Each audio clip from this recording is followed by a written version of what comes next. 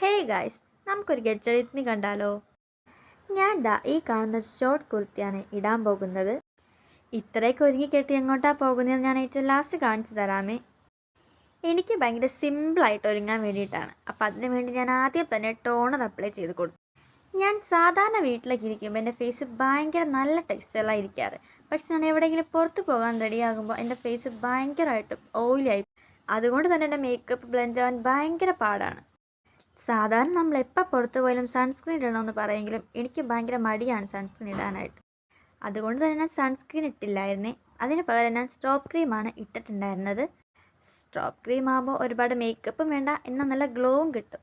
അപ്പം നിങ്ങൾ വിചാരിക്കും, ഇത്രയും മേക്കപ്പ് ചെയ്യാമെങ്കിൽ പിന്നെ എന്തുകൊണ്ടാണ് സൺസ്ക്രീൻ ഇടാൻ പറ്റാത്തത്? അത് വേറെ ഒന്നുകൊണ്ടല്ല. സൺസ്ക്രീൻ ആകുമ്പോൾ ഫേസിൽ ഫുൾ അപ്ലൈ ചെയ്യണം. സ്ട്രോപ്പ് ക്രീം ആകുമ്പോൾ ജസ്റ്റ് ചീക്കിൽ മാത്രം അപ്ലൈ ചെയ്താൽ മതി. പിന്നെ ഞാൻ ഈ കാണുന്ന ഒരു ലിപ്പ് ലൈനർ വെച്ച് ലിപ്പ് ലൈൻ ചെയ്ത് കൊടുത്തു കേട്ടോ.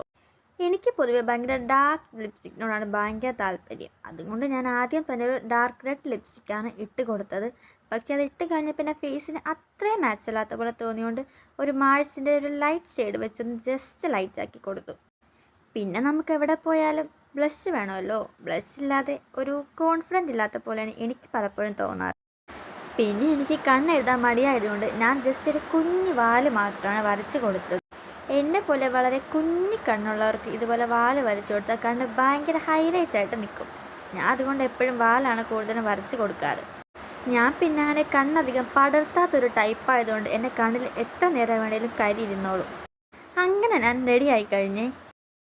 എനിക്ക് ജസ്റ്റ് ഫോൺ മാത്രം പിടിച്ചുകൊണ്ട് പോകാനാണ്. എന്നാലും ഞാനൊരു ഷോക്ക് വേണ്ടി ഒരു ചെറിയൊരു ബാഗ് ഇട്ട് കൊടുത്തിട്ടുണ്ടായിരുന്നു.